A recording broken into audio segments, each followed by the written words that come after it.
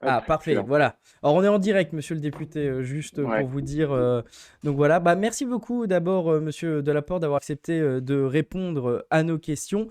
Pour vous présenter, du coup, vous êtes député de la deuxième circonscription du Calvados et vous venez nous défendre la proposition de loi 672 visant à lutter contre les dérives des influenceurs sur les réseaux sociaux que vous avez co-présentée avec Boris Vallaud et vos collègues du groupe socialiste et apparentés. Or, ma première question, elle est là, voilà votre PPL. Ma première question est simple, c'est à partir de quand cette PPL a-t-elle germé dans vos esprits et pourquoi avoir décidé de la déposer? Alors, si je l'ai déposé, c'est avec Boris Vallaud, c'est parce que Boris Vallaud, c'est le président de mon groupe. Et en fait, si on regarde bien, c'est marqué et les membres du groupe socialiste et apparentés, ce qui veut dire qu'en fait, tout le monde, tout le groupe soutient cette initiative parce qu'elle est importante pour nous, les socialistes, pour plusieurs raisons. Euh, Déjà parce que, vous savez, historiquement, notre combat, c'est celui de la justice sociale. Et aujourd'hui, il y a un certain nombre de personnes qui sont victimes d'arnaques sur les réseaux sociaux. Et finalement, ceux qui sont touchés, c'est des personnes qui sont en général assez fragiles, qui n'ont pas forcément. Enfin, il y a des gens, ça touche tout le monde, mais finalement, ceux qui sont les plus touchés, c'est ceux qui vont acheter des objets qu'ils croient être pas chers. Et puis en fait, ils sont beaucoup plus chers que ce qu'ils pourraient avoir et qui vont se retrouver donc confrontés à des difficultés soit l'objet il n'arrive pas, soit ils n'ont pas de, comment dire, soit ils ont des objets qui sont défectueux, etc. Et en fait, ils se rendent compte qu'ils sont fait arnaquer. Puis il y a aussi des influenceurs qui vont faire des paris pour de la chirurgie esthétique, pour Hmm. des paris sportifs, des placements financiers, des jeux d'argent. Bref, des personnes qui vont pouvoir perdre toutes leurs économies à la fin. Et donc, qui vont se retrouver lésés. Donc voilà, ça c'était important pour nous d'essayer de réguler un petit peu ce milieu-là, ce milieu de l'influence, pour éviter justement qu'il y ait ce type de dérive et permettre de donner un cadre clair à la fois pour le consommateur et aussi pour les influenceurs qui sont ceux qui produisent en fait le message qui fait l'objet de détournement. J'en profite pour rappeler du coup à nos spectateurs que nous sommes en direct, que vous pouvez poser vos questions au député. Je lui poserai, je ne sais pas si vous avez le chat sous les yeux également, si on vous a envoyé le lien du live Twitch.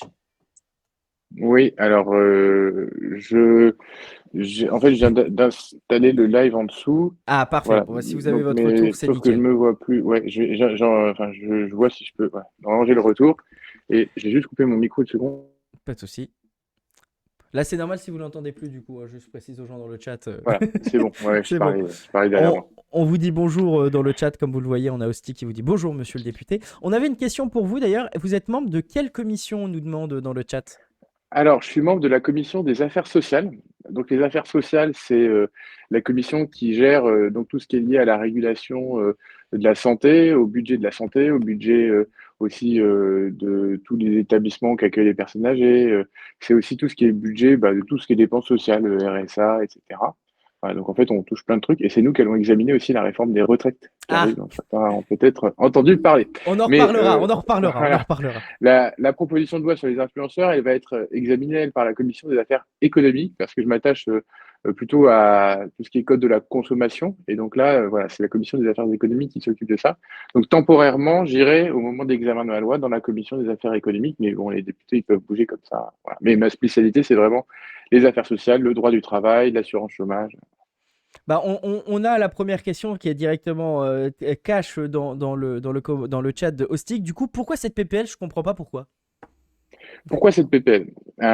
Cette PPL, cette proposition de loi, donc on dit PPL, le gouvernement il dépose des PJL, des projets de loi. Pourquoi cette PPL? Parce qu'en fait, il n'y avait pas jusqu'à aujourd'hui de définition de ce que c'était qu'un influenceur. Et donc en fait, on se retrouvait avec des personnes qui avaient des activités qui pouvaient devenir des activités marchandes, mais ce n'était pas toujours le cas. Et là, l'idée, c'est d'essayer de réguler en définissant un statut, on arrive à dire qui rentre dans le cadre. Et derrière, une fois qu'on a défini qui sont les influenceurs, on leur oppose un certain nombre d'obligations. Et donc ça, peut-être que j'en parlerai plus Hmm. tard, mais il y en a certaines qui existent déjà dans le droit, mais on les récapitule et puis on en rajoute d'autres parce qu'on considère que voilà, il y a certaines choses que les influenceurs ne peuvent pas faire. Par exemple, voilà, il y a tout ce qui est régulation de la pub pour les placements financiers et les crypto-monnaies. Bon, voilà, là, on a dit, c'est pas possible. Voilà. Donc, Ah, ça, c'est des choses nouvelles dans le droit qui n'existaient pas et il y a besoin d'une loi aussi pour interdire ça. et on a Hostic qui précise sa question, qui fait, en fait, il voulait dire, si c'est pas votre commission dans laquelle la PPL serait Ah oui. examinée, pourquoi l'avoir déposée alors? Alors, parce qu'en fait, quand on est député, on peut déposer des lois sur tout. En fait, on est dans une commission parce que c'est notre domaine premier de spécialisation, des affaires sociales. Mais derrière, en fait, moi, si je voulais déposer des sujets à la commission de l'éducation, bah, je peux. En fait, le Hmm. député, il couvre tous les champs du domaine de la loi. Il est à la fois spécialiste et généraliste. Et donc, bah, finalement, ce sujet-là qui m'a paru important, parce que j'étais intervenu car la commission des affaires sociales traite de la question de la formation sur le compte personnel de formation et la lutte contre les arnaques au compte personnel de formation. Donc voilà, j'étais intervenu sur ce sujet-là et c'est à partir de là que j'ai commencé à m'intéresser à la question des influenceurs et finalement à m'y intéresser aussi souvent de la question de la santé publique et de Hmm. la prévention des addictions. Parce que finalement, l'un des objets de la loi, c'est d'interdire la pub pour la chirurgie esthétique, d'interdire, voilà, je l'évoquais tout à l'heure, la pub pour les paris, jeux sportifs, placements financiers. Et ça, c'est finalement des enjeux de Hmm. santé publique parce que c'est générateur d'addiction. Voilà. Mais sauf que il s'avère que la loi est renvoyée à la commission des affaires économiques, mais les sujets, en fait, ils touchent à tout. Ils touchent à l'éducation, ils touchent aux affaires sociales, ils touchent aux affaires financières aussi, parce qu'il y a la question de la fiscalité des influenceurs. Mais il y a une commission qui sont saisies pour l'examiner d'abord, et après, ça, le texte, il vient en séance, donc tous les députés de toutes les commissions peuvent en débattre dans l'hémicycle de l'Assemblée nationale.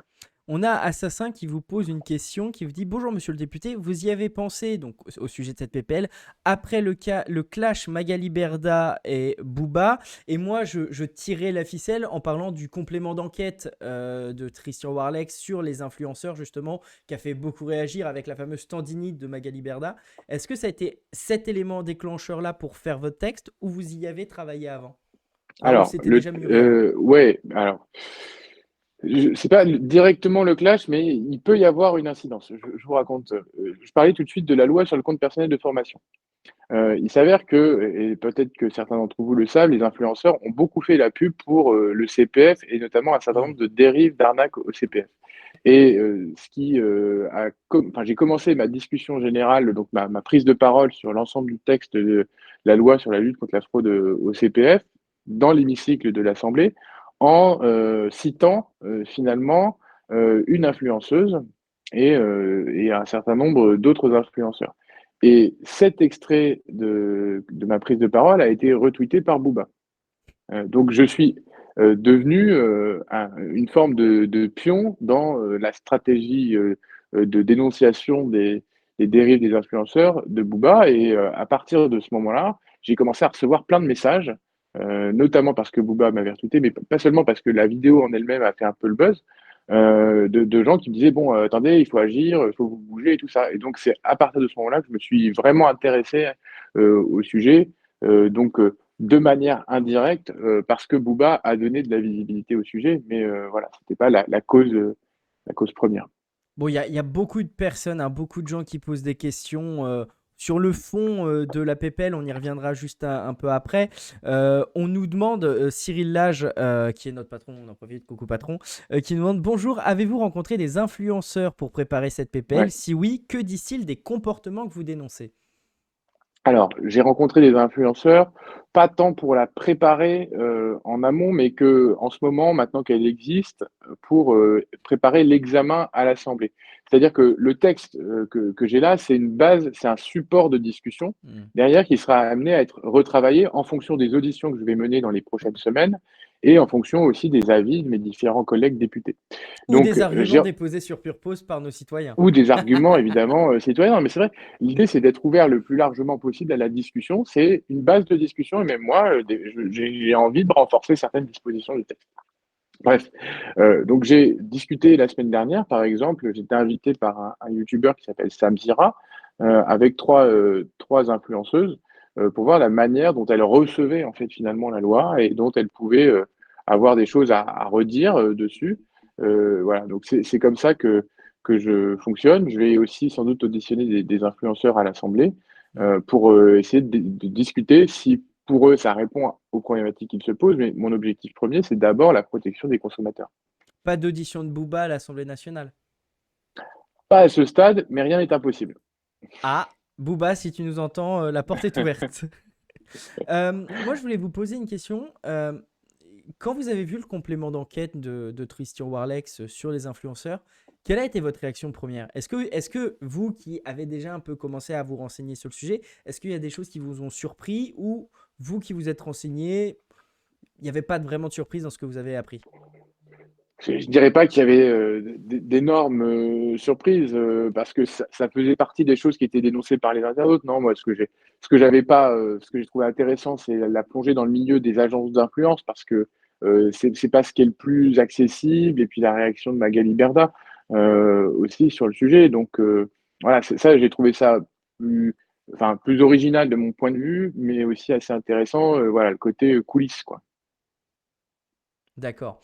Moi, je voulais vous poser une question. Il y a des vidéos. Est-ce que vous connaissez le youtubeur Le Roi des Rats? Non. C'est en gros un youtubeur qui faisait bah, un peu ce qu'a fait Complément d'enquête, dénoncer les dérives en fait des influenceurs. Ouais. Et il fait ça depuis plusieurs années. À la base, en fait, il parlait des dérives sur YouTube, etc. Des youtubeurs avec le balance ton youtubeur, etc. Il y a plus de 5 6 ans.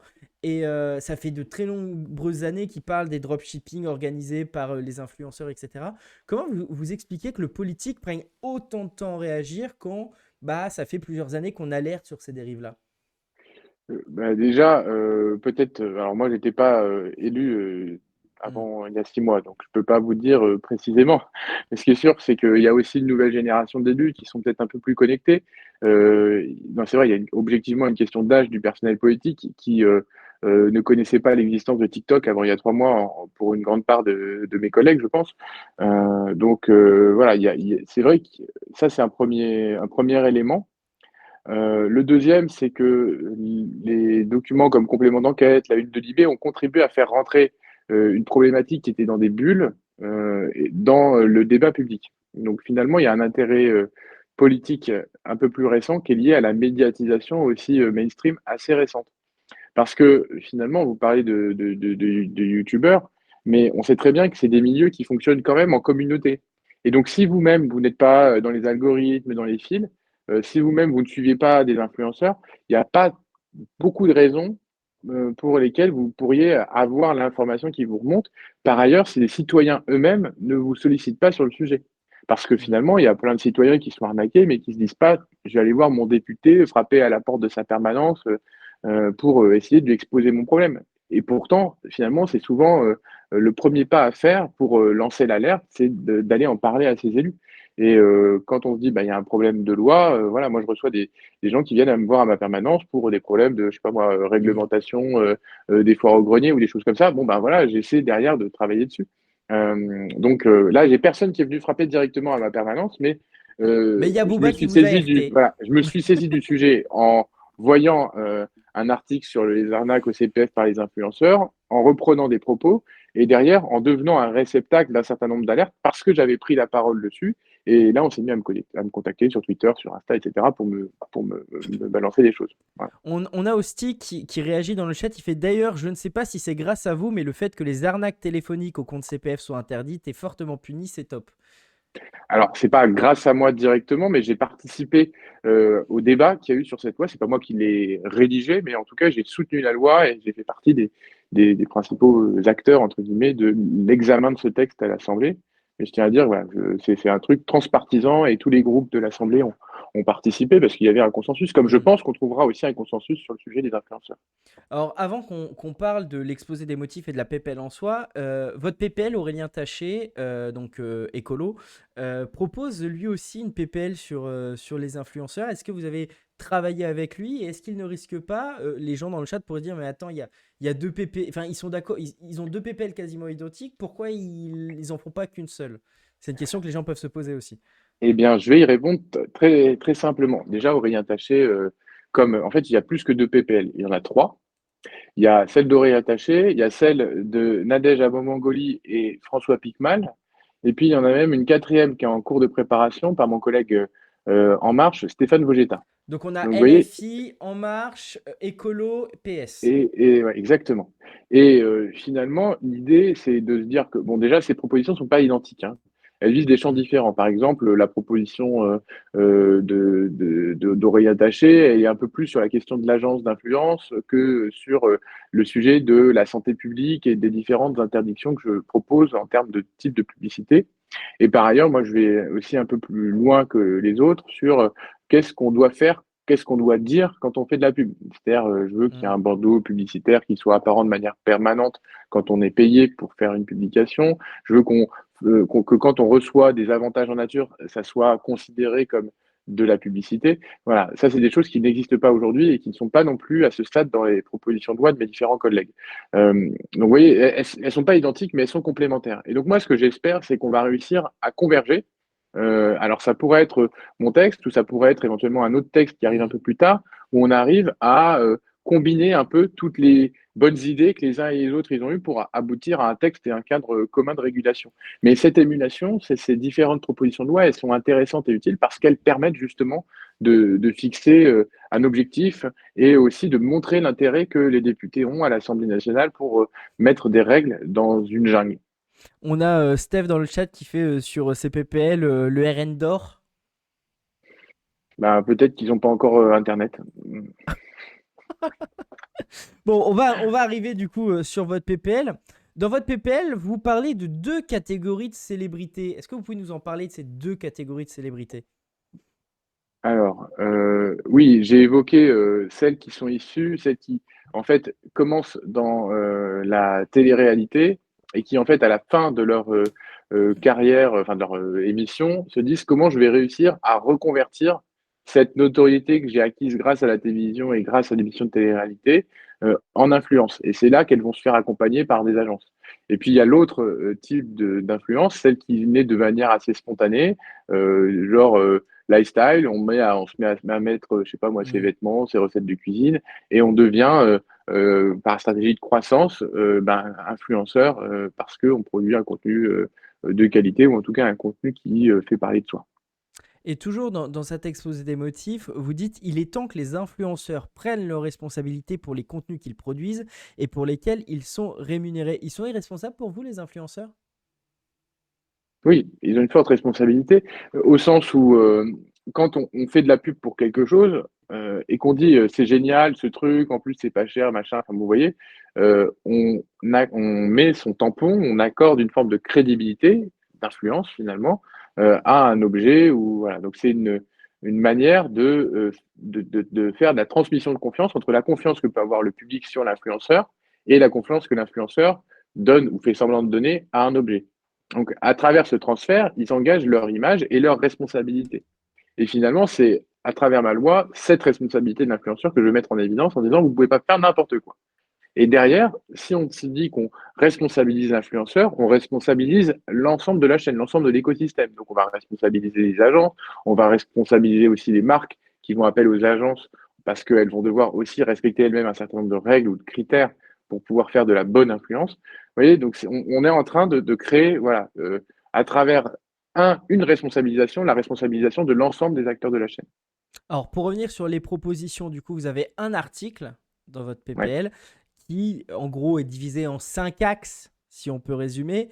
La première, c'est en gros créer un statut pardon, de l'influenceur dans la loi, y compris pour les avantages en nature. Par exemple, lorsqu'un restaurant paye le repas en échange d'une story. Effectivement, on voit beaucoup d'influenceurs qui disent «Oh, super bon ce café», etc., sans qu'on sache ou non si on les a payés pour dire que c'était super bon ou si ils trouvent ça vraiment bon. Exactement. Voilà. Donc ça, c'est un sujet.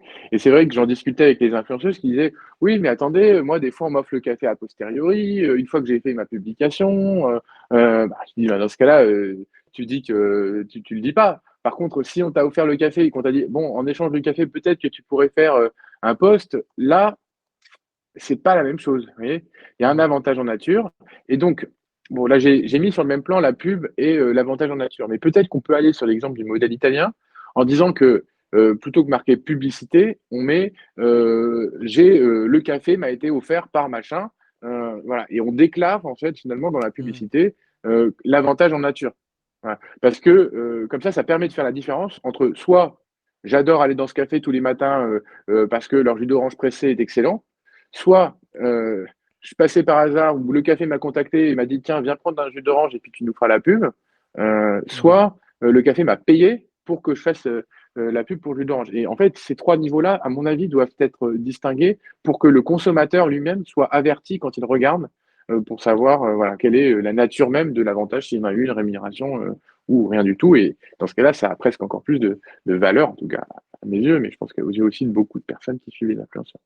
Et ensuite, deuxième, du coup, axe, faut-il interdire complètement les posts sponsorisés pour ce qui concerne la santé et la finance? Donc la santé, c'est chirurgie, médicale, produits pharmaceutiques. On l'a vu notamment sur TikTok, toute cette, comment dire, cette hystérie autour d'un antidiabétique qui a fait beaucoup parler et qui provoque des pénuries de produits, et ou la finance avec les placements et les incitations aux crypto-monnaies. Hmm. Bah, écoutez, moi c'est ce que je propose. J'ai été choqué, mais ça c'était déjà illégal, hein. C'était déjà interdit quand on a eu cette fameuse pub, là, je sais pas si vous vous souvenez, pour des pilules anti-cancer, enfin Mm, le truc hyper scandaleux. Mais si on dit, voilà, tout ceci n'est plus possible, c'est interdit, et pour une grande partie ça l'est déjà, au moins ça aura le mérite d'être clair et d'éviter qu'il y ait des personnes qui se retrouvent défigurées avec des injections à la noix. mm. Euh, Oui, ou sinon, on sait qu'il y en a qui vendaient des produits, vous savez, pour maigrir, et en fait, à l'intérieur, il y avait un hmm, ténia, en fait, par exemple, des trucs comme ouais, ça. Et on a une ouais. question du coup qui va de Porpiflux dans le chat qui fait quid des sanctions quand il y a un risque sur la santé des usagers, type, bah, comme vous le dites, les pilules contre le cancer ou des trucs comme ça. Voilà. Eh bien, je vais vous lire la loi, comme ça au moins Parfait. ça aura le mérite d'être clair. Donc, sont interdites pour les personnes mentionnées, donc c'est-à-dire les influenceurs, la promotion des actes suivants, les produits pharmaceutiques, dispositifs médicaux, actes de chirurgie, à l'exception, j'ai mis du relais des campagnes de santé publique du gouvernement. Parce que j'ai repensé à ce qui s'était passé pendant le Covid, Hmm, et le gouvernement avait eu recours à certains influenceurs pour faire de la pub sur la sensibilisation aux gestes barrières, par exemple. Voilà. Donc ça, je pense que ça peut être utile de mettre cette exception. hmm. Ceci étant dit, le reste, la violation des dispositions du présent article est punie de 5 ans d'emprisonnement et de 375 000 euros d'amende. Donc voilà, ça c'est la peine maximale encourue, mais derrière, en fonction de la peine, vous passez chez le juge et le juge Hmm. fait une amende qui est au montant de la gravité de ce que vous avez fait. Voilà. Et il y aurait pas, par exemple, alors je suis pas spécialiste encore une fois du tribunal, etc. Mais par exemple, mise en danger de la vie d'autrui. Est-ce que ça peut être pris en compte également, Ça plus peut être des qualifications complémentaires. complémentaire? C'est-à-dire que, D'accord. en fait, si là, moi, s'il y a un problème, si vous avez commis cette infraction, vous pouvez encourir cette chose, mais si derrière vous avez mis en danger, oui, vous pouvez en effet avoir des qualifications plus graves et des peines plus graves qui s'y ajoutent. Ensuite, le troisième axe, du coup, il y a faut-il imposer un bandeau précisant que le contenu est réservé à un public majeur sur les publicités sur les paris sportifs, les formations professionnelles et le jeu d'argent? C'est vrai qu'il y a beaucoup d'influenceurs. Je pense que pour moi, le principal, c'est Mohamed Eni, par exemple, qui fait beaucoup de promotions pour enfin, pour des comptes de paris en ligne, etc. Donc pour vous, vous voulez qu'il précise, puisqu'il y a déjà une loi, enfin, il y a déjà une modification de la loi sur le sujet où maintenant il y a un bandeau à chaque fois. Notamment dans les publicités dans le métro, on voit Winamax avec un gros bandeau jaune en bas qui dit attention si vous êtes addict, etc. Donc, qu'est-ce que ça apporte en plus de ces préventions-là? Ah, aujourd'hui, en fait, finalement, là, c'est la base, hein. C'est-à-dire que c'était marqué réservé aux mineurs. Déjà, il y en a plein qui ne le font pas Hmm. sur les influenceurs. Il y en a plein qui font de la pub sans le dire. Et en fait, comme je vous ai dit, c'est la base de la discussion. Et moi, je me demande si on ne devrait même pas aller plus loin que ça en disant qu'on veut interdire carrément la publicité pour les paris sportifs, par exemple, Hmm. par les youtubeurs, enfin, par les influenceurs. Ça, c'est quelque chose qu'a fait l'Espagne, notamment, où ils ont interdit aux influenceurs et notamment aux footballeurs qui avaient des gros comptes de faire de la pub pour les paris sportifs. Parce que ça crée finalement des espoirs et ça suscite des mécanismes de dépendance chez notamment les jeunes qui sont très importants. Voilà. Donc, l'exemple espagnol, je pense, doit nous inspirer là-dessus. Et bon, je l'ai découvert après avoir déposé ma loi, mais je me dis peut-être qu'il faut qu'on soit encore plus dur là-dessus. Et justement, je prends l'exemple, par exemple, Winamax, qui est un des grands sites de paris en ligne. Ils ont une chaîne YouTube. Est-ce que du coup, ça veut dire qu'on supprime cette chaîne YouTube-là, puisqu'ils font évidemment la promotion de leur truc? Est-ce que ça pousse même à interdire les médias en ligne Non, non, non, la question, c'est l'influenceur en tant que personne, c'est une image, vous voyez. Hmm. Donc, non, a priori, ça Mais par serait pas exemple, comme l'interdiction Mohamed Ali, totale. quand Mohamed Eni, du coup, streamer foot, influenceur foot, va sur Winamax pour commenter des matchs de foot et qu'il en fait l'apologie dans sa story Instagram, par exemple, ça, il aurait plus le droit de le faire. Bah, je pense que là, il pourrait plus, en effet, dire faites des paris sportifs sur Winamax. Ouais, ouais, carrément. Ouais. Bon, il y a beaucoup de gens qui ont réagi à votre propos sur du coup l'exception pour l'État de faire la Ouais, promotion. On nous dit, en gros, vous voulez que des influenceurs ouais, d'État, on nous dit. j'ai vu Désolé, mais là, passer. ça fait juste censure d'État. Non, Qu'est-ce que vous leur mais je vais, répondez ouais, ouais, je vais y répondre. Deux choses. La première, c'est que aujourd'hui, cette publicité, de toute façon, pour les produits médicaux, elle est déjà très régulée. Elle est déjà très régulée. Et que finalement, là, il ne s'agit pas de dire ou d'interdire aux gens de défendre leurs idées ou leurs opinions. C'est absolument pas ça. La question, là, c'est de faire de la pub pour un produit pharmaceutique. Or, aujourd'hui, l'État est le garant de la qualité, de la traçabilité des produits pharmaceutiques. C'est déjà le cas. C'est déjà le cas. Il y a l'agence de veille sanitaire, il y a l'agence nationale de sécurité du médicament. Et voilà, en fait, c'est déjà un dispositif, le médicament qui est contrôlé par l'État, parce que l'État est le garant de la Hmm. sécurité collective et de la santé des personnes. Et donc, c'est pour ça que quand on arrive sur des sujets qui sont dangereux pour les gens, eh ben, en fait, il faut laisser le monopole à l'État, parce que c'est déjà lui qui a le monopole de définir ce qui est bon ou ce qui est pas bon. Ce qui ne veut pas dire qu'il ne peut pas y avoir de débat, mais là, on est sur de l'ordre de la publicité, et donc on ne peut pas faire de la pub sur tout n'importe quoi, surtout quand on a vu, en fait, on a observé, on a constaté les dérives liées à l'absence de régulation. Il y a un autre axe qui est, faut-il obliger tous les influenceurs à afficher un bandeau, pardon, indiquant que le produit est sponsorisé et ce pendant toute la vidéo? Mm. Bah ça, pour le coup, le bandeau, moi, je pense que c'est quelque chose qui est important parce que vous savez, des fois, vous allez avoir au début de la vidéo, la personne dit, voilà, je fais ce post en partenariat avec telle marque. Et puis, une fois qu'il a dit ça, il passe. Hmm. Sauf que si vous arrivez au milieu de la vidéo, vous n'avez pas entendu ça.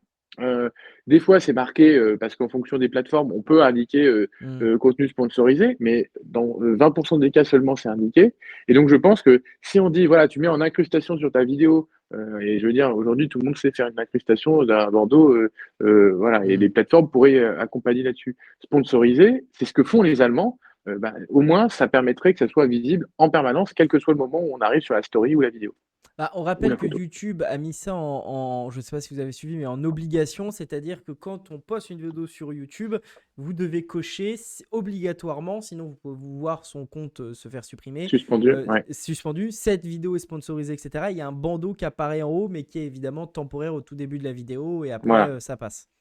exactement. Et moi, je pense qu'il faut que ça reste sur toute la vidéo parce que voilà, c'est un moyen aussi de maintenir une petite vigie dans sa tête en se disant, voilà, c'est sponsorisé. Et sinon, le dernier point, c'est obliger l'influenceur à informer sa communauté si le produit est issu du dropshipping. On rappelle que le Ouais, dropshipping, c'est une des questions qui avait été posée dans le chat. Est-ce que vous pouvez nous expliquer ce que c'est le dropshipping? ouais. Alors, le dropshipping, basiquement, c'est le fait de passer par une plateforme pour revendre un produit que la plateforme n'a elle-même pas en stock et n'aime pas le revendeur. Et le plus souvent, c'est des plateformes temporaires qui sont créées uniquement pour l'occasion, pour revendre le produit en question, et qui est en général issu d'une plateforme de commerce en ligne type AliExpress.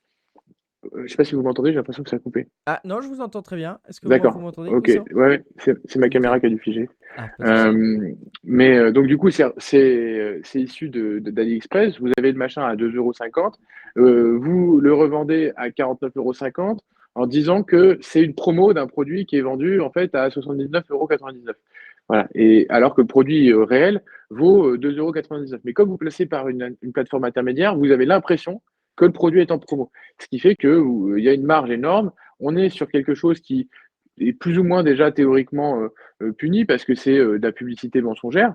Mais là, je veux dire, on a le mérite de clarifier et on oblige finalement l'influenceur à dire si le produit est issu du dropshipping. Donc, ce qui fait que ça va limiter finalement le recours au dropshipping par les influenceurs. Donc ça, c'est vos 5 grands axes de votre PPL. Alors, pour revenir ensuite, votre PPL, elle est là, elle est prête. Ah, allô? Oui, c'est bon, la caméra Ouais, a c'est bon. bugué. Votre PPL sera-t-elle dans la niche parlementaire du PS qui est, si ma mémoire, le 9 février? Alors oui, déjà dire ce que c'est qu'une niche. Une niche, c'est une journée où chaque année, chaque groupe parlementaire dispose de l'ordre du jour. Donc il peut inscrire les propositions de loi qu'il souhaite. Ma proposition de loi a été inscrite à l'ordre du jour de la niche socialiste, voilà, en sixième position. Donc j'espère qu'on aura le temps de bien la discuter. Si on fait 2 heures Euh, par texte, ça peut être compliqué. Ça peut prendre un peu de temps, mais rien n'est impossible. Donc moi j'ai bon espoir et de toute façon je sais que ce débat ne va pas manquer de revenir et qu'on aura d'autres possibilités. Aujourd'hui il y a aussi des semaines transpartisanes à l'Assemblée nationale qui sont lancées et donc voilà cette proposition de loi j'espère sera examinée voilà début février, au courant du mois de février et au plus tard. Je pense que la prochaine semaine transpartisane c'est fin mars, donc on aura l'occasion d'en discuter dans la liste socialiste je pense à minima. Et pourquoi votre groupe a-t-il choisi cette PPL plutôt, par exemple, une des autres que vous avez proposées? J'ai regardé sur votre profil sur l'Assemblée nationale, hein, c'est super bien fait le site de l'Assemblée. Par exemple, vous avez écrit une PPL sur la prise en compte pour la retraite des périodes d'emploi aidées effectuées en tant que stagiaire à la formation professionnelle. En plus, c'est d'actualité. Alors, ça, je suis totalement d'accord. Je l'ai coécrite avec un député de la majorité. Et je ne sais Ah. pas si vous avez suivi, mais Elisabeth Borne, parce qu'en fait, on a été nommés tous les deux par la Commission des affaires sociales Mhm. pour essayer de trouver un problème aux personnes qui avaient fait des emplois aidés qu'on appelait les TUC, travaux d'utilité collective ou SIVP, stage d'insertion dans la vie professionnelle. Et ces personnes, plus d'un million de personnes, n'avaient pas de droit à la retraite pendant les périodes, donc ça pouvait être pendant 6 mois, un an, 2 ans, 3 ans, voire 4 ans. Et l'idée, c'était de leur donner des trimestres de retraite. Bref, ça, c'est la loi qu'on a écrite. Aujourd'hui, dans la réforme des retraites que je combats, parce que le Parti socialiste, comme l'ensemble Mhm. des forces de la NUPES, est opposé à cette réforme, la Première ministre a néanmoins introduit une disposition qui reprend Mhm. la mesure TUC. Donc, si la réforme des retraites entre en vigueur, ce que je ne souhaite pas, dans ce cas-là, les TUC, ma loi sera validée, enfin, je veux dire, elle sera intégrée dans la réforme globale des retraites. Si on arrive à faire obstacle, alors je demanderai à ce qu'elle soit examinée dans les plus brefs délais à l'Assemblée. On rappelle qu'en plus, la niche parlementaire socialiste tombe en pleine semaine de la réforme des retraites, puisque Et oui, et oui. ce sera à partir du 6 jusqu'au 17. Voilà. Et peut-être qu'elle peut être reportée aussi si ça tombe un jour de grosse mobilisation. Il est possible qu'il y ait un décalage d'une, deux, voire 3 semaines. Voilà. Ça fait partie des hypothèses. D'accord. Voilà. Ensuite, il y avait une question dans le chat. Vous n'avez pas l'impression de ramer dans un océan quand on sait que la plupart des influenceurs les plus dangereux, je cite la question, ne sont pas en France mais à Dubaï ou à Malte? Vous n'avez pas l'impression de pénaliser les influenceurs français qui essayent de respecter les règles justement? Et ben, s'ils respectent les règles, avec ces règles-là, ils les respecteront toujours. Pour ce qui est des influenceurs à Dubaï, ils ont quand même des contrats avec des boîtes françaises.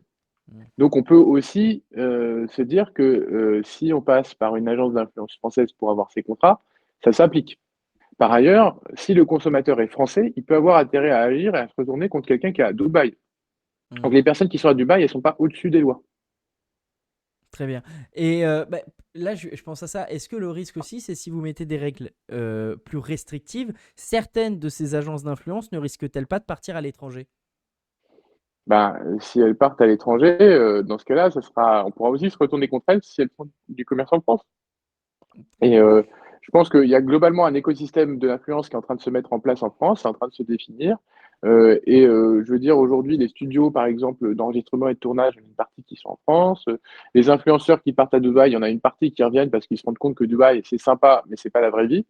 Enfin, je veux dire, moi, j'en ai croisé. Hein, ils m'ont dit, voilà, moi, je suis parti, c'était la fête en permanence, mais je me suis dit, retour à la réalité aussi, c'est important. Euh, le gouvernement a annoncé le lancement d'une consultation publique pour définir un code de bonne conduite pour réguler la pratique des influenceurs. C'est une bonne Ouais. nouvelle pour vous ou pas cette annonce de Bruno Le Maire? Oui, ça va dans le bon sens. Ça participe à la création d'une mobilisation collective sur la question de l'influence. Aujourd'hui, on a besoin d'avoir de la part de l'État, de la part des services et de l'administration, cette prise de conscience sur la nécessaire mobilisation. On peut considérer que, par exemple, c'est pas assez suffisant au niveau de la DGCCRF, toute la mobilisation. Après, pour tout vous dire, moi j'espère que cette consultation, elle ira aussi dans le même sens que ce que nous préconisons. C'est-à-dire que voilà, il va y avoir des rapports, des préconisations qui seront issues de cette commission, et donc voilà, on verra ce qu'il en est. Mais voilà, je me réjouis en tout cas que le gouvernement se saisisse du sujet. Et influenceur, c'est un métier, du coup, désormais en 2023. Comment sécuriser un métier qui est aussi précaire? Puisque on parle évidemment là des excès, mais pour parler des influenceurs qui jouent le jeu, si on peut dire, c'est un truc qui est extrêmement précaire. Comment on peut faire pour sécuriser ces gens-là? Ça fait partie des sujets qui ne sont pas dans ma loi. Aujourd'hui, mais c'est pour ça que j'espère beaucoup de la convergence avec les différentes lois, celle de Stéphane Getta, Aurélien Taché et François Piquemal, pour qu'on arrive aussi à créer un cadre qui permette aux influenceurs de vivre et de vivre en sécurité. C'est-à-dire que quand on crée un métier, là en l'occurrence c'est ce qu'on est en train de faire, eh bien il faut en effet qu'on leur permette de pouvoir en vivre et d'avoir des conditions, on va dire, de sécurisation de leur parcours professionnel et de leur situation professionnelle. Voilà, donc ça, c'est quelque chose qui reste à inventer, mais je compte beaucoup des discussions des mois à venir pour qu'on crée ce cadre. Et question plus large, c'est une question qui a fait beaucoup réagir dans le monde ces dernières années. Selon vous, est-ce qu'il faut interdire TikTok en France? Non. Pourquoi du coup, pourquoi il faudrait pas interdire TikTok? Ce que certains pays ont entamé à faire, entamé comme Moi, processus. vous avez vu, je suis partisan de la régulation, mais je suis pas partisan de l'interdiction. Je considère qu'il y a des failles, qu'il faut les améliorer, qu'il faut lutter contre les dérives.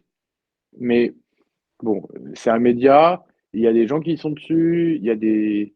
Enfin, je veux dire, ça. Enfin, moi, je suis pas dans le genre de personne qui va diaboliser Hmm. un réseau ou un autre. Il y a des gens, on aurait pu dire, parce que c'était nouveau, il faut interdire Facebook, il faut interdire Twitter, il faut interdire. Voilà, mais c'est pas. Je pense pas que ça soit la bonne manière d'appréhender le problème. Alors on a une réaction plus qu'une question dans le chat, pardon. Je pense qu'on Cheat. pou- le cheat, je pense qu'on pouvait, par exemple, contraindre les influenceurs à un minimum de formation obligatoire et ensuite utiliser la coercition. Mais non, nous sommes en France, donc on fait des lois coercitives avant tout. Bonne question. Mais ça, c'est ce que dit l'autorité de régulation de la publicité depuis quelques années. Bon, il s'avère que ça n'a pas marché. Donc, moi, je pense que on n'a pas demandé, on n'a pas dit aux gens formez-vous au permis de conduire avant de s'assurer qu'ils ne faisaient pas d'accident sur la route. Hmm. Là, on est quand même sur des sujets qui sont liés à la santé publique. Donc, moi, la santé publique, c'est ce qu'on appelle une compétence régalienne. Donc, c'est aussi à l'État de poser les bornes, de poser des limites. Et après, évidemment que ça n'exonérera pas les influenceurs de se former.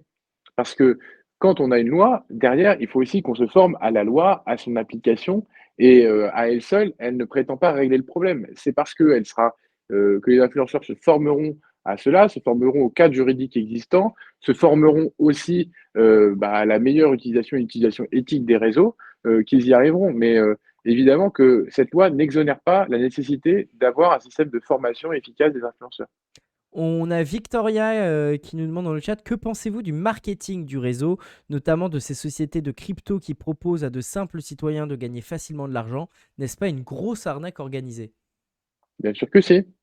C'est d'ailleurs pour ça que j'envisage d'interdire la publicité pour les cryptos dans le cadre de ma loi. Mais je pense que plus largement, il faut avoir une régulation plus forte sur les crypto-monnaies. Par ailleurs, je ne diabolise pas le principe de la crypto-monnaie, je ne suis pas contre les Hmm. crypto-monnaies en soi, mais il faut remettre de l'État et de la régulation là-dedans, parce que la monnaie, ça reste quelque chose, a priori, qui est de l'ordre du régalien. Est-ce que vous ne craignez pas une levée de bouclier des influenceurs qui vont justement utiliser de leur influence envers leur public pour torpiller votre PayPal? On sait que au moment, je ne sais plus, YouTube, il y avait la Commission européenne, enfin le Parlement européen qui avait mis une loi qui était sur le droit d'auteur, etc. Il y a un peu tout YouTube, le YouTube français, qui s'est levé contre cette loi et on a appris que c'était potentiellement cette opposition mise en avant par YouTube justement pour l'influence. Non, mais là, on fait pas ça contre l'influence ou pour l'influence, on fait ça pour la protection des consommateurs. Et globalement, on va pas non plus supprimer l'influence. C'est pas ça l'enjeu. Là, il s'agit vraiment de faire en sorte de protéger les consommateurs dans les dérives qui ont été observées et constatées. C'est pas que les influenceurs sont bons ou mauvais. Enfin, pour moi, c'est pas le sujet. Par contre, il y a la nécessité d'arriver à réguler au mieux ça. Et donc, moi, je suis prêt à en discuter, en débattre, à faire évoluer certaines dispositions si nécessaire en discussion avec les influenceurs. Mais il faut pas perdre de vue que l'objectif premier, c'est la défense du consommateur. Ouais, donc vous craignez pas de levée de bouclier des Ben, influenceurs. s'il y en a une, il y en a une, mais je ne pense pas, franchement, pour en avoir discuté avec un certain nombre d'entre eux, que tout le monde soit contre Malouard. Bien au contraire. Mm. Et par ailleurs, sur les sondages qui avaient été effectués au travers de la communauté de Samira, sur 6 ou 7 000 répondants, on avait des taux de satisfaction, enfin, ou de souhait des usagers qui étaient de l'ordre de supérieur à 90% pour la plupart des Mm. mesures que j'ai évoquées. On a une réflexion d'Okishore sur TikTok. Le fait que cela, donc l'application, serve d'aspirateur à données pour le gouvernement chinois, c'est pas un problème pour vous? Si, si, si, si, si. Non, mais c'est pour ça que je dis qu'il faut réguler. Il faut réguler. Je vous avoue que moi, mon sujet, c'est les influenceurs, c'est pas TikTok en soi. Ce qui veut pas dire que TikTok n'est pas problématique, ne pose pas de problème vis-à-vis du gouvernement chinois, ni du manque de transparence de l'algorithme.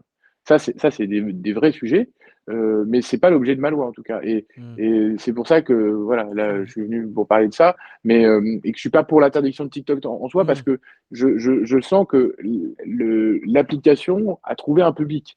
Mm. Mais par contre, il faut qu'on arrive à mettre des règles. Voilà, c'est tout. C'est trouver le juste équilibre entre l'interdiction et l'absence de règles et la loi de la jungle. C'est un peu l'objectif de cette loi d'ailleurs. On a Ostik qui est dans le chat, qui est pas tout à fait d'accord avec vous, qui Ah, dit au moins la loi, donc votre loi, elle mérite de poser le débat. C'est pour moi sa seule utilité. Sa conséquence immédiate sera d'inciter plus de gens à quitter la France. Qu'est-ce que vous lui répondez à Ostik dans le chat? euh, je lui dis très bien, quitte la France. Non, je rigole. Non, j'ai dit, je pense pas que c'est cette loi qui va faire que les gens vont rester ou partir. Voilà. Au contraire, moi je pense qu'il y a des millions, enfin des milliers, des centaines, enfin, des dizaines de milliers de Français à minima qui ont été lésés par l'influence et qui ont besoin aussi qu'on montre qu'on pense à eux. Donc Mm. certes, il y a peut-être une minorité d'influenceurs qui sont problématiques, mais moi je pense d'abord aux Françaises et aux Français qui ont subi le fait d'une absence de régulation. Donc voilà, si c'est un problème que de réguler, dans ce cas-là, moi je ne me reconnais pas là-dedans et je suis prêt à partir d'un pays non régulé. Enfin, vous voyez, donc Mm. il y a ceux qui partent parce qu'il y a des règles et puis il y a ceux qui partent s'il n'y a pas de règles. Hein. On a Erol qui vous dit bonjour, je vais me faire l'avocat du diable. Décidément, il y en a beaucoup dans le chat aujourd'hui. Mais près de C'est diabolique. 80, mais près de 80 voire 90% des créateurs internet ne peuvent pas en vivre faute de visibilité. Est-ce qu'en régulant ces médias, vous n'avez pas peur de précariser encore plus ce milieu? Bah, j'ai du mal à voir ce qui va précariser, pour le coup. Si on empêche des gens de tirer des revenus en arnaquant d'autres gens, est-ce que c'est ça qui va lutter contre la précarité des créateurs de contenu? La réponse est non. Par contre, oui, il faut trouver des moyens de faire en sorte que les gens puissent mieux en vivre. Mais c'est pas parce qu'on dit qu'on fait de la pub qu'on n'en vivra pas mieux. Il faut juste que tout le monde soit consentant et que les règles soient claires. Franchement, moi, je ne vois pas ce qui empêche le milieu de bien fonctionner. Par contre, moi, si on me dit je gagne ma vie grâce à des gens que j'endette parce que je fais de la pub pour soit les crypto-monnaies, et donc je fais des pyramides de Ponzi, soit pour des placements financiers risqués, soit pour de la chirurgie esthétique et je leur ai détruit la santé, et donc ça génère d'autres coûts pour la société, la réponse est non.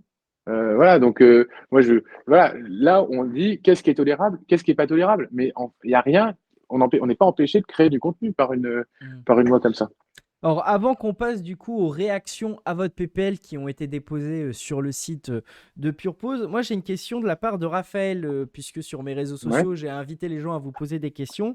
Raphaël vous pose dans quelle mesure serait-ce possible d'encadrer les dérives liées au TCA, donc les troubles du comportement alimentaire perpétrés par les influenceurs? Là, vous voyez, par exemple, c'est une question à laquelle la loi, elle ne répond pas. Et où une formation, à mon avis, est importante, mais il faut aussi, dans la réflexion d'ensemble avec mes collègues, qu'on ait voilà, cette réflexion éthique et de santé publique. Parce que c'est vrai qu'il y a un certain nombre d'influenceurs qui vont véhiculer un certain type de comportements qui peuvent eux-mêmes être des comportements dangereux, type voilà, régime à la noix, valorisation de corps excessivement minces, etc. Donc c'est vrai que ça peut générer des troubles sur la perception de soi-même, ça peut générer voilà, certains types de comportements qui sont pas souhaitables. Mais ça s'inscrit plus largement dans les dispositifs de régulation des réseaux sociaux, mais pas spécifiquement de l'influence, je Hmm. pense. Mais pour autant, c'est pas du tout évacué de mon champ de préoccupation, même si je ne suis pas sûr que ce soit l'objet de la présente loi. Et il y a quelque chose qui est très à la frontière un peu de tous les sujets qu'on a évoqués maintenant, c'est tous ces milieux complotistes ou naturopathie, enfin voilà, tous comment dire, ces choses alternatives à la société dans laquelle on vit, qui sont un peu à la frontière là-dessus, avec non, j'ai plus son nom, j'allais dire Yann Frachon, mais c'est pas elle, mais des naturopathes, etc., très connus, qui font leur promotion sur les réseaux sociaux et qui vendent aussi leurs propres produits. Est-ce que Mm. ça rentre aussi dans le cadre de votre loi, la lutte contre ces dérives? À ce stade, non, parce que j'ai voulu être le plus simple possible. Hmm. Mais je vais mener des auditions, et notamment du ministère de la Santé, pour réfléchir justement à ces questions ouais, de complotisme. Mais d'ailleurs, ça a été mis en avant par la Mévilutte sur les dérives Hmm. sectaires. Voilà, tout ce qui est, voilà, tout ce qui est, enfin, oui, ça peut être dangereux. Donc, faut faire attention là-dessus. C'est pas dans le champ à ce stade de ma loi. Hmm. Mais bon, c'est pas pour autant qu'il faut pas y réfléchir. Parce qu'on en a beaucoup entendu parler hein, de ces histoires de ces personnes atteintes d'un cancer et on leur dit, certains de ces influenceurs leur dit mais ne mangez pas, faites un jeûne, Ouais, etc. Et évidemment, ça n'aide pas pour la maladie. non, non. Bon, on va parler du coup des réactions des gens à votre PPL. J'en ai. Donc, en gros, pour résumer, c'est du 1 pour 10. En gros, il y a, je crois, une cinquantaine d'avis pour et 5 contre. Donc, voilà, on est Bon, sur du ça rapport va. 1-10. Mais du coup, je vais pas vous lire les 50 réactions parce que sinon, voilà, Non, ça c'est un serait peu trop long. sympa. Mais il y en a certes, et j'en ai pris 10 sur les 50 où il y a Ouais, des choses sur lesquelles vous pouvez vous réagir. d'accord. Donc on posait à la question, si vous étiez député, voteriez-vous cette PPL? Et si oui, pourquoi? Ou sinon, pourquoi vous ne la voteriez pas? Donc Ma dans les propre loi? la PPL telle que vous l'avez présentée, votre PPL.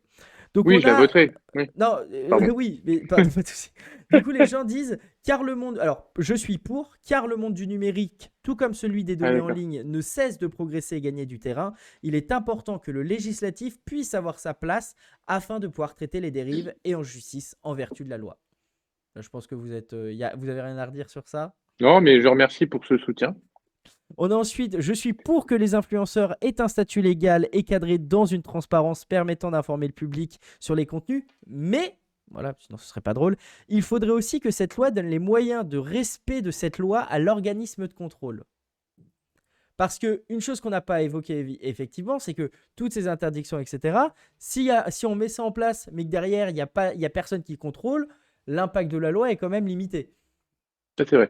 On n'en a pas assez parlé. Je me demande si je ne l'ai pas évoqué tout à l'heure, la Direction générale de la lutte contre les fraudes, enfin la DGCCRF, qui, s'occupe justement de poursuivre celles et ceux qui enfreignent les règles, notamment liées au code de la consommation. Donc ça, il faut plus d'agents, il faut plus d'efficacité dans le traitement. Il y a un site déjà qui existe, hein, qui s'appelle signalconso.gouv.fr. Là, il ne faut pas hésiter à le faire, à signaler les arnaques, mais il faut derrière mettre des moyens humains pour traiter plus rapidement. Il faut des moyens pour la justice aussi. Bref, c'est tout l'écosystème. Mais ça, c'est pas mon rôle à moi Hmm. sur cette loi que de mettre les moyens. Par contre, ça, c'est le gouvernement de mettre le budget nécessaire pour y répondre.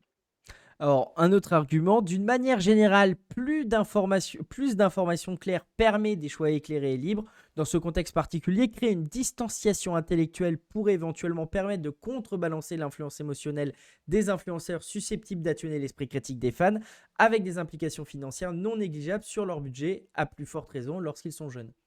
Ouais, exactement. En fait, l'objectif d'afficher que c'est de la pub ou de vraiment bien déclarer que c'est de la pub, c'est que ça crée une rupture finalement entre l'illusion de proximité totale et de sincérité finalement, hein, et l'influenceur qui fait simplement son job de vendre un produit.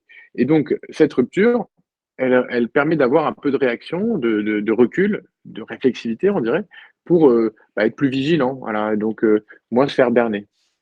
Alors, il y a une autre qui dit les influenceurs, c'est une machine trop bien huilée et uniquement dédiée à faire de l'argent. en manipulant des personnes influençables, notamment des jeunes. Demandez aux jeunes ce qu'ils veulent faire professionnellement plus tard. De plus en plus d'ados disent influenceurs. C'est vrai. Et ça vous C'est vrai, inquiète cette propension des jeunes qui déclarent ça? c'est pas que ça m'inquiète parce que finalement, on voit qu'il y a certaines personnes, et c'est une infime minorité, qui arrivent à en vivre. Et que certaines font des choses qui sont vraiment super intéressantes et qui sont du bon contenu. Donc, moi, je veux pas, attendez, j'ai mon écran qui s'est éteint. Ah, pas de souci. Voilà, non, c'est bon. Je veux pas dire, je veux pas dire que voilà, il faut rien faire, enfin, faut tout interdire. Enfin, vous l'aurez compris, c'est pas ma logique. Je pense par contre qu'il faut accompagner. Donc, il faut former les jeunes aux dérives de l'influence. Il faut former les jeunes aux risques de l'influence. Voilà, pour mettre de la vigilance et pas être dans l'empathie ou pas. Voilà, mais bon, après, il y a tout. C'est parce que les influenceurs, ils véhiculent l'image du succès, tout comme les footballeurs véhiculent l'image du succès, tout comme certaines stars véhiculent l'image du succès. Et donc, quand on demande à un jeune ce qu'il veut faire, bah, il veut réussir. Et donc, il veut aller là où se situe l'image du succès. Et notre rôle, nous, en tant qu'éducateurs, et moi-même, j'étais prof, enseignant, c'est d'éveiller l'esprit critique chez les plus jeunes. Et donc oui, il y a une nécessité en parallèle de cette régulation, d'une éducation des plus jeunes aux médias, au numérique et sensibilisation aux enjeux de l'influence. Et vous parlez de votre passé de professeur. On salue Colline qui travaille avec nous, qui a été une de vos élèves et Ah qui oui, dit: «Oh, il y a Arthur Delaporte qui vient, il y a Arthur Delaporte qui vient». C'était mon prof, donc on la salue, Colline. elle est avec vous, mais elle est dans les studios là ou Elle est à côté, elle est à son bureau normalement. ah bah, J'irai la vous voir lui tout à direz l'heure. vous lui direz de venir me voir, hein. Tout à fait. On a un message qui est pour vous, donc qui dit pourquoi du coup je suis pour. Elle dit parce que je suis une maman et infirmière confrontée aux troubles des conduites alimentaires.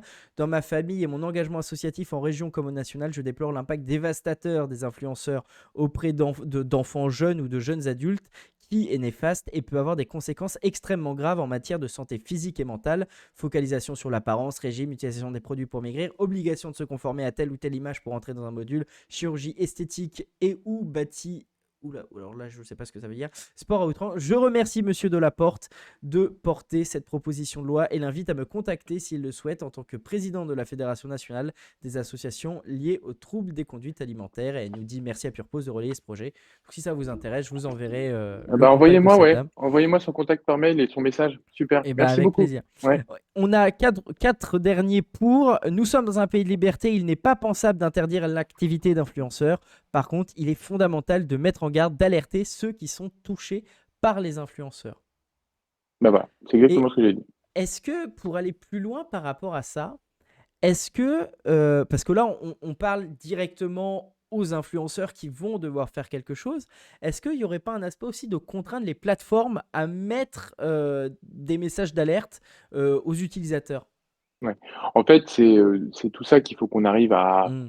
à trouver comme régulation. Moi, j'ai dû, comme c'est une niche parlementaire, j'ai dû me concentrer sur un petit sujet, Hmm. enfin un petit sujet déjà important, hein, on a vu, mais je pouvais pas aller voir du côté des agences, du côté des plateformes. Mais c'est vrai que c'est quelque chose qu'il faut travailler, vraiment. Donc oui, il y a quelque chose à faire du côté des plateformes pour qu'elles accompagnent aussi l'émergence de ce milieu-là. Et on a quelqu'un qui réagit encore, qui dit: on ne peut pas laisser les influenceurs utiliser un vide juridique et faire ce qui ne peut pas être fait par les médias classiques. Et il dit concernant votre loi, il manque à cette loi une chose, l'interdiction de faire la promotion directe ou indirecte de l'alcool, du tabac, de ses substituts, des produits dopants ou énergisants. Pourquoi pas avoir mis ça, avoir mis de parler de la Bah, santé, des l'alcool, pour moi, problématiques. c'est déjà interdit. Le tabac aussi. Mais je pourrais le rajouter, ça c'est vrai. Hmm.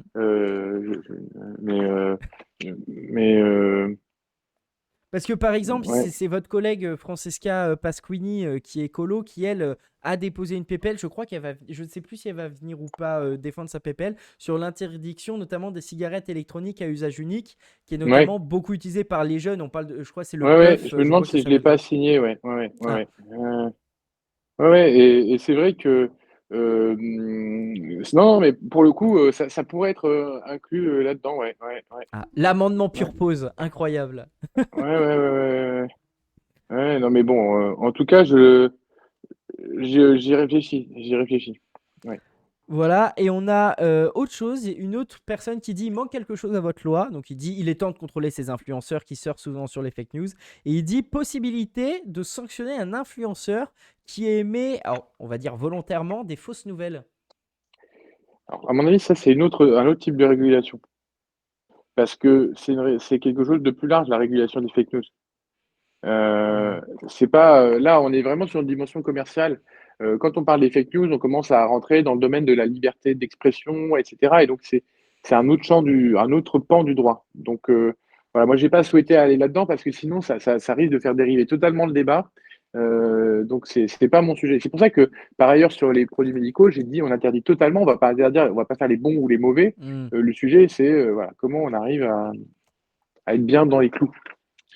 Voilà. Bon, on va passer au contre. Il y en a Ah. quatre, mais bon, faut bien qu'il y ait un mauvais moment dans l'interview. Donc ça Ouais, arrive. et de toute façon, je suis prêt, moi. Alors, on nous dit cette proposition de loi telle qu'elle est présentée ici est totalement incomplète sur le sujet. Il faudrait y apporter beaucoup plus d'articles pour y intégrer plus de précision et de nuances. Merci en tout cas pour la possibilité de s'exprimer comme que vous nous offrez. Bon, bah, vous voyez, c'est pas du tout un contre, ça, c'est un pour. C'est bien, mais c'est pas suffisant. Et pour le coup, je suis totalement d'accord. En fait, il y a plein d'autres sujets qui sont pas évoqués, et notamment parce que je vous disais que c'est une niche, et donc on est obligé de se focaliser sur un point précis, mais qu'il y a la question, bah, voilà, par exemple, du soutien aux influenceurs comme créateurs de contenu, la question Hmm. des plateformes, la question des agences qui sont dans d'autres lois, mais que j'ai pas évoquées moi-même, déjà pour pas aller piquer les idées bonnes des copains et en leur laissant la possibilité de les défendre, et puis aussi parce que ben moi j'ai que 1 heure et demie de débat, et donc en 1 heure et demie, Hmm. ben, faut aller là où moi j'estimais que ça devait être notre action prioritaire. Bon, ensuite, on a Nut qui dit beaucoup de vérités sont censurées aujourd'hui. La télé devient de la propagande d'État ne donnant qu'un seul point de vue. Or, pour se faire une opinion, il est bon que de nombreux points de vue puissent s'exprimer. Mais alors là, j'ai pas dit qu'il fallait limiter la liberté d'expression sur les réseaux sociaux, hein. C'est pas ce que j'ai dit. Là, on parle de pub, hein. Donc, je suis d'accord. La liberté d'expression, c'est important. Le pluralisme de l'information également. Donc, encore une fois, merci pour ce soutien. Ensuite, on a car il est temps que les personnes reprennent leur bon sens et leur libre arbitre. Et il faut que les représentants nationaux, donc vous, arrêtent de légiférer pour des broutilles et s'appliquent à défendre les intérêts du peuple français et de la France, quitte à demander à... Oui, bon là c'est sans transition, quitte à demander la destitution de ce gouvernement de fantoche cordialement. Eh bien, écoutez, il a qu'à adresser un courrier au Premier ministre. Malgré tout, il y a des grands et des petits sujets. Et là, je pense que ça, c'est pas un petit sujet. Voilà, c'est un sujet qui touche des centaines de milliers de personnes. Mm. C'est un sujet qui touche des consommateurs. C'est un sujet qui a des victimes. Et c'est un sujet qui nécessite une action de la part du législateur. Donc, voilà, c'est pas quelque chose d'anecdotique. C'est pas quelque chose qui est des paillettes, mais voilà, c'est quelque chose qui touche les gens. Donc, pour moi, en tout cas, c'est important. Et après, la destitution du gouvernement de fantoche, ben ça, c'est sa responsabilité, hein. Le vote, c'est pas mal. Voilà. Et on a du coup le dernier qui est très rapide. Que faites-vous des lobbyistes? C'est la même chose en plus grave. Bah, oui, il faut contrôler les lobbies, évidemment. Il y a des règles de plus grande transparence qui ont été adoptées. C'est jamais suffisant, il faut continuer. Mais encore une fois, pour le coup, là, c'est pas le sujet. Et puis, pareil, les lobbies, c'est quelque chose de compliqué. Hein, il n'y a pas les bons, les mauvais, les machins, les trucs. Bref, mais en tout cas, c'est pas mon sujet, mais c'est un Hmm. sujet. Bah, finalement, dans tous ces comptes, c'est plutôt du positif pour vous. Ben voilà. En tout cas, moi, j'ai pas vu de contre qui étaient des contres irréductibles. Hmm. Sinon, il y en avait une dans les abstentions que j'ai pas notée qui disait juste trop flou concernant votre PPL. Mais encore une fois, c'est ce que vous avez expliqué. C'est en fait c'est une PPL qui n'est pas taillée pour une discussion, une grosse discussion, mais pour une discussion de niche en fait. Voilà. Après, l'idée, c'est quand même de la rendre dans la discussion plus ambitieuse, plus complète, et éventuellement de la compléter avec d'autres textes, voire de faire un grand texte qui avec les autres éléments, en faisant un espèce de patchwork des différentes initiatives, parce que je pense qu'on peut tous travailler dans le même sens. En tout cas, c'est l'esprit qui m'anime. Alors, on a une question un peu qui dit qui considère Nabila comme une image de succès? Il y a plusieurs personnes qui ont réagi à cette question. On a quelqu'un qui lui répond, qui lui fait mais énormément de gens. Qu'est-ce que vous répondez à ça? Énormément de gens. Oui. C'est pas parce que moi-même, je ne considère pas que ce soit Hmm. l'archétype du succès que quand on a voilà, une telle audience, quand on a un tel engouement, et des critiques aussi, hein, mais qu'on n'est pas pour un certain nombre de personnes, voilà, une image du succès. Et pour moi, le succès, c'est pas être à Dubaï et rouler en Porsche, mais pour des gens, si. Donc Hmm. manifestement, oui. Et moi, j'aimerais vous poser une question, puisque en termes d'âge, on n'est pas très loin. Vous avez 31 ans, moi j'en ai 24. On est de cette génération qui a été biberonnée à la télé-réalité. Moi, j'aimerais vous poser une question. Quel est votre premier souvenir de télé-réalité? Est-ce que vous vous en souvenez? Alors, mon premier souvenir, il est indirect, mais c'est Love Story. Ouais. Après, c'était la Starac. Voilà. Mm. Et vous auriez eu il y aurait eu des téléphones à l'époque. Vous pensiez que vous les auriez suivis, tout ce qui est, c'était qui, Loana, Charles Edouard, non, enfin j'ai plus son prénom. Moi, je regardais pas. Vous auriez pu être influençable vous quand vous étiez plus jeune. Non, mais parce que j'avais des règles très, très, très. Enfin, moi, chez moi, on regardait pas la télé-réalité, quoi. Vous voyez. Donc, je connaissais indirectement via mes copains, mais c'était pas direct, quoi. Voilà. Bon, il y a les gens qui réagissent. On parle de Loana et de la piscine, ça fait beaucoup réagir Bah ouais, le chat des j'ai nostalgiques. pas évoqué, mais voilà. Des C'était. nostalgiques. On nous dit je regardais pas ouais ouais dans le chat. Bon, les gens sont pas convaincus par vos réponses. Écoutez, c'est dur à croire, mais c'est vrai. Donc, Et vous faites grève demain ou pas? oui, je manifeste, comme vous, j'espère.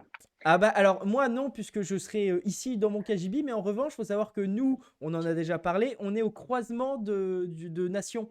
Donc nous on va Et, passer, on va voir les gens passer, on se verra peut-être puisque je vais aller filmer les non, moi, je gens. suis à Caen. Je suis à Ah bah Caen. oui, Faut venir à Caen. Bah ah ouais. c'est un peu Donc loin. là, je suis à Paris, mais ce soir, je rentre. Ouais. D'accord. Bah, Voilà. justement c'était ma question d'après, c'est quoi votre programme après l'interview Alors, bah au attendez, je vais vous parlementaire? dire qu'est-ce que je fais là. Bah, il va falloir que j'y aille.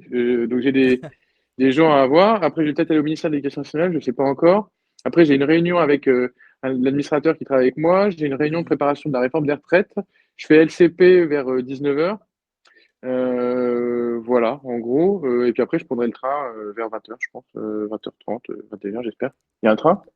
Il y a un train à 21h. Bah, voilà, je prendrai le train à Bon bah 21h. parfait. Et je regarde si on a d'autres questions pour vous. Ah si, petite question rapide. Vous êtes plutôt Olivier Faure ou Meilleur Rossignol?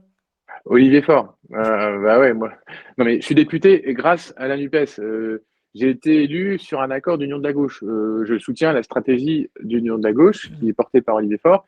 Et par ailleurs, moi, ça fait 4 ans que je l'accompagne et que voilà, on essaie de redresser avec nos petites mains le Parti socialiste parce que bon, voilà, c'était pas non plus glorieux.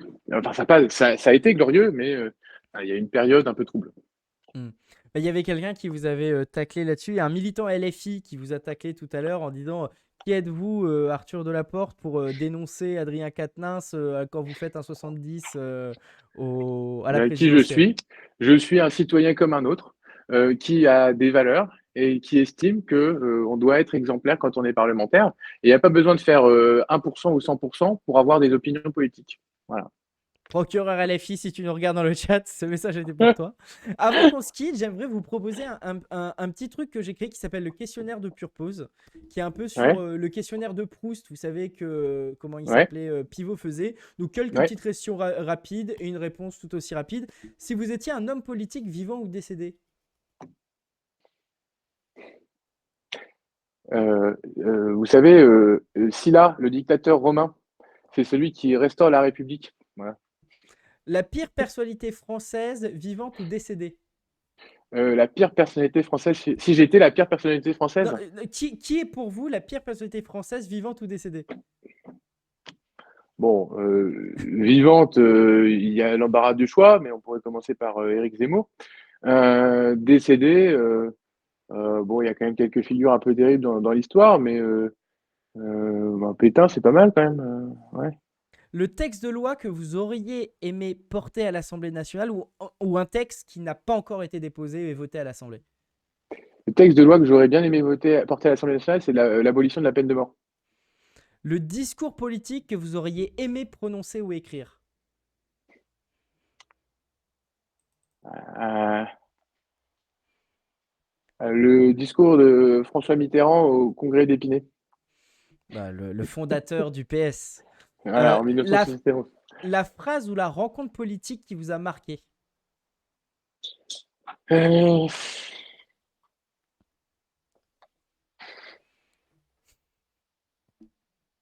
la phrase de la rencontre politique qui m'a marqué.